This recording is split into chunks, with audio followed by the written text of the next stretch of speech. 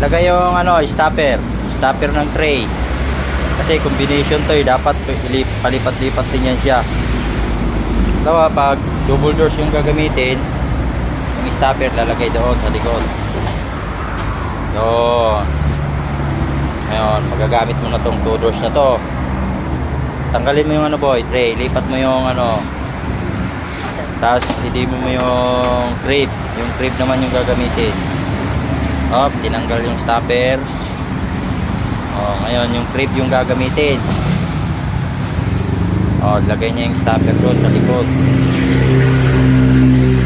Salpak niya ngayon dyan. Okay, yung crepe naman ngayon ang gagamitin. Ito. Saan ito? Yan. Diba?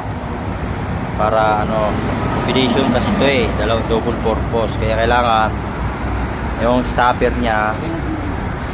Oh, lagay mo. Okay. Stopper niya sa tray. Kailangan palipat-lipat din. Doon, baliktad yan boy. Yun dapat yung dito. Yan.